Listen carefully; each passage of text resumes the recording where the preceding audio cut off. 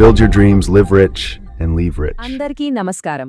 Stock market ఈ పేరు వినగానే మనలో చాలా మందికి ఎన్నో ఆశలు, పెద్ద పెద్ద కలలు. కానీ ఎంతో ఉత్సాహంగా మార్కెట్లోకి అడుగుపెట్టి చివరికి నష్టాలతో, నిరాశతో వెనక్కి వచ్చిన వాళ్ల కథలు మనం చాలానే వింటూ ఉంటాం.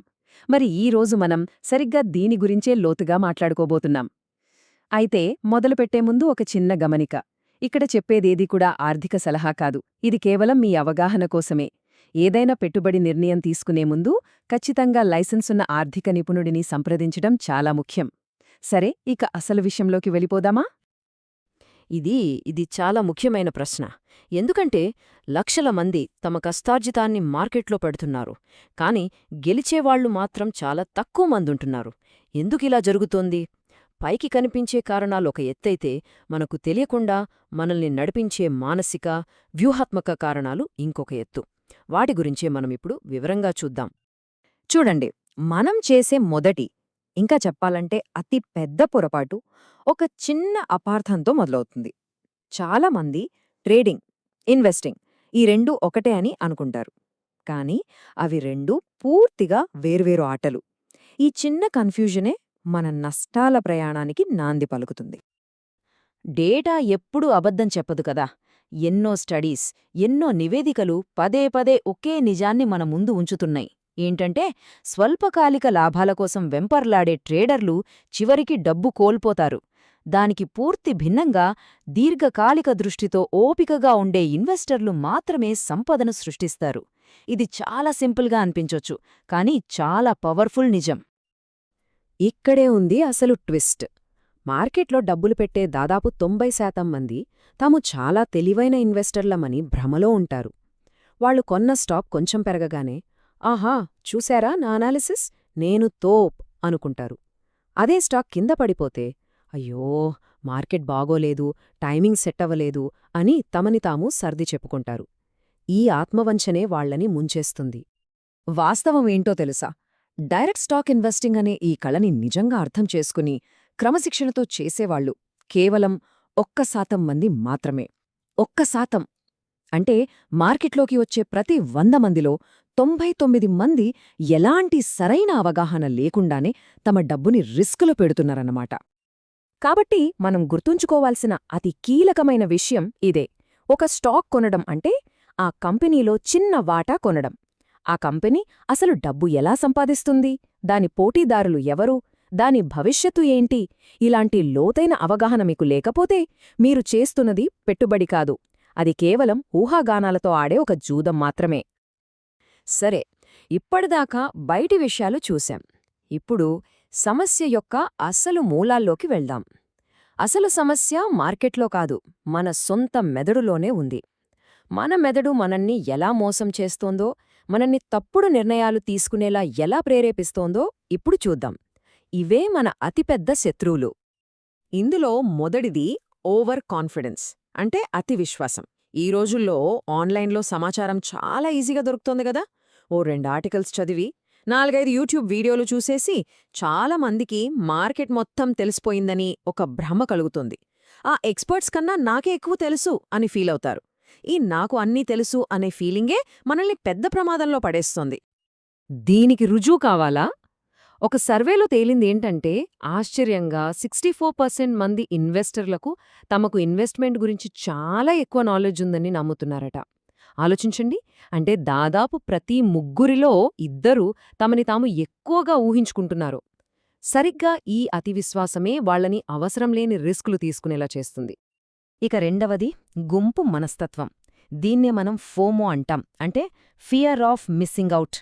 అయ్యో, అందరూ కొంటున్నారు, నేను కొనకపోతే ఆ లాభం మిస్సైపోతానేమో అనే భయం.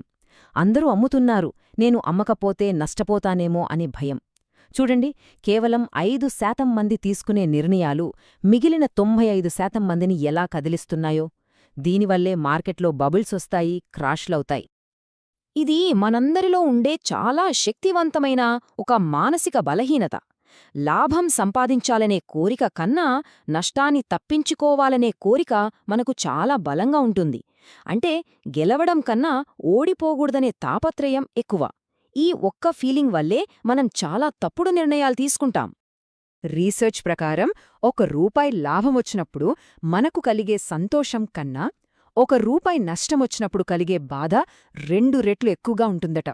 అందుకే చూడండి, నష్టాల్లో ఉన్న స్టాక్స్ని ఏమో రేప్ పెరుగుతుందేమో అనే ఆశతో ఏళ్ల తరబడి అట్టే పట్టుకుని వేలాడతాం.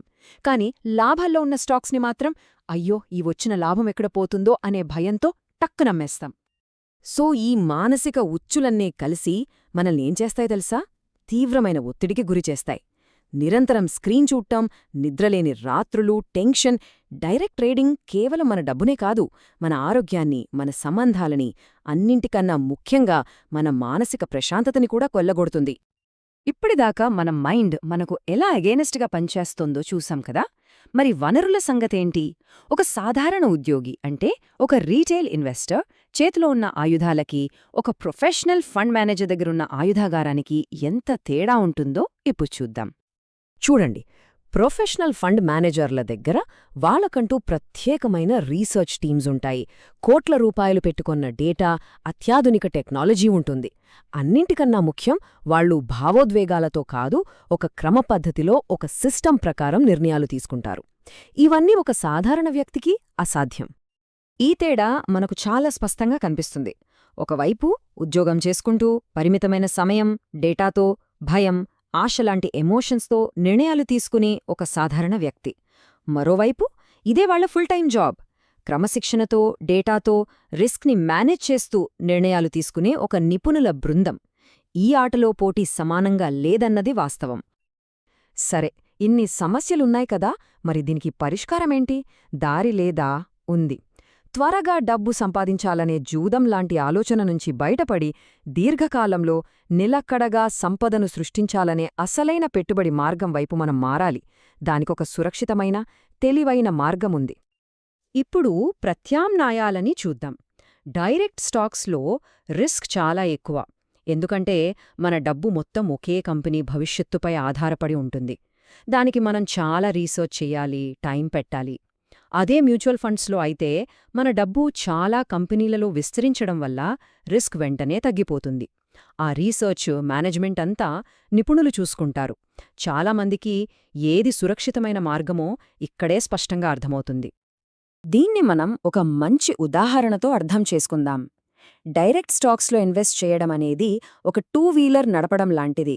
అవును, హ్యాండిల్ మీ చేతిలోనే ఉంటుంది, పూర్తి కంట్రోల్ మీదే. కాని రోడ్లు ఎప్పుడూ ఒకేలా ఉండవు. ఊహించని గుంతలు, స్పీడ్ బ్రేకర్లుంటాయి. మీకు సరైన నైపుణ్యం లేకపోతే ఒక చిన్న జారిపాటు కూడా పెద్ద ప్రమాదానికి దారితీయచ్చు.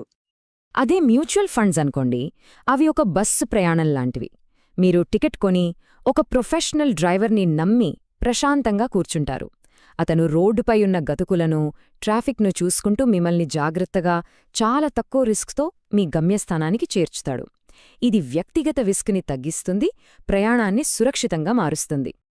చివరిగా, ఈ ఆర్థిక వ్యూహాలన్నీ మన జీవిత లక్ష్యంతో ముడిపడి ఉండాలి.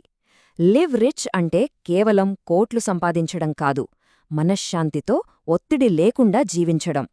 ఇక లివ్ రిచ్ అంటే మన తర్వాతి తరానికి మనం కేవలం డబ్బే కాదు, ఒక బలమైన, సురక్షితమైన భవిష్యత్తు అనే వారసత్వాన్ని అందించడం. ఈ విశ్లేషణను నేను మీకోసం ఒక ప్రశ్నతో ముగించాలనుకుంటున్నాను.